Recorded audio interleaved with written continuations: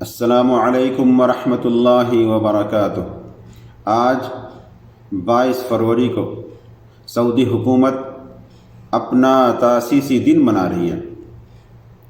اس کی جو مناسبت ہے اس کی تفصیل کچھ یوں ہے کہ امام محمد بن سعود رحمہ اللہ نے آج سے 300 سال پہلے درعیہ میں، جو کہ آج کل ریاض کے بغل میں ہے، وہاں پر 30 جمادی الثانی 1139 ہجری مطابق 22 فروری 1727 عیسوی کو سعودی حکومت کے قیام کا اعلان کیا اور قرآن و سنت کو اپنا دستور بنایا۔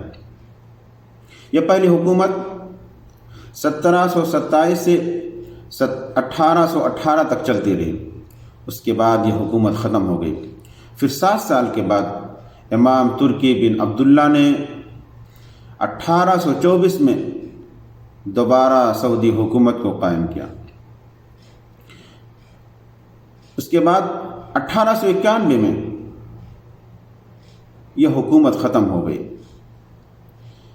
اس کے 10 سال کے بعد ملک عبدالعزیز رحمہ اللہ نے 1902 عیسوی میں دوبارہ سعودی حکومت قائم کرنے کا اعلان کیا اور 23 ستمبر 1932 عیسوی کو مملکہ سعودی عربیہ کا نام دیا۔ اب اسی کی مناسبت سے سعودی حکومت یوم الوطنی کے نام سے یاد کرتی ہے۔ ملک عبدالعزیز رحمہ اللہ نے جہاں بہت سے کام کیے، وہاں انہوں نے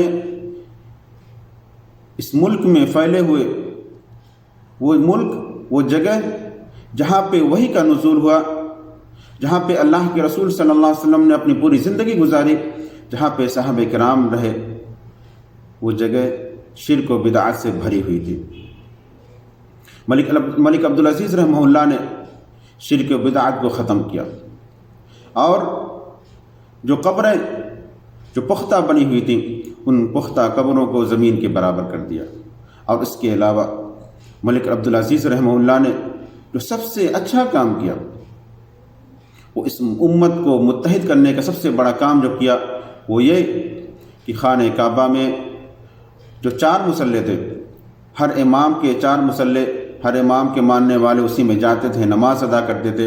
اور تکلیف کی بات یہ تھی کہ ایک ہی وقت میں لوگ 4 اماموں کے پیچھے نماز ادا کر رہے ہیں۔ ملک عبدالعزیز رحمہ اللہ نے اس بدعت کو ختم کیا اور لوگوں کو ایک امام کے پیچھے نماز پڑھنے کے لیے کہا، ایک امام مقرر کیا اور جو 4 مصلے بنے ہوئے تھے ان تمام کو ختم کر دیا۔ یہ ملک عبدالعزیز رحمہ اللہ کا بہت بڑا کارنامہ ہے، جس کا احساس ہم آج کر رہے ہیں۔ آپ یقین کریں، سوچیں کہ اگر اس دور میں لوگ 4 اماموں کے پیچھے نماز ادا کرتے تو کتنی تکلیف ہوتی، کتنی پریشانی ہوتی اور لوگوں کو کیا کیا مصائب سے دوچار ہونا ہوتا۔ یہ امت کتنے اختلاف میں اور چلی جاتی، اس کا ہم اندازہ نہیں لگا سکتے۔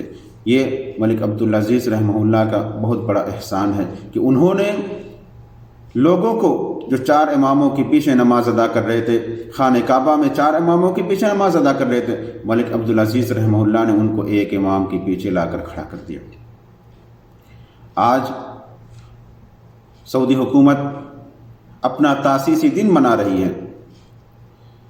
اس کی ابتدا ملک سلمان بن عبدالعزیز حفظہ اللہ نے کیا اور انہوں نے اس کا جو مقصد تاسیسی دن کا بتلایا وہ یہ کہ تاکہ لوگ سعودی حکومت کی تاریخ، اس کے سنہرے کارنامے کو یاد رکھیں، لوگوں کو بتلایا جائے اس کے سنہرے کاموں کو، اس کے سنہرے کارناموں کو۔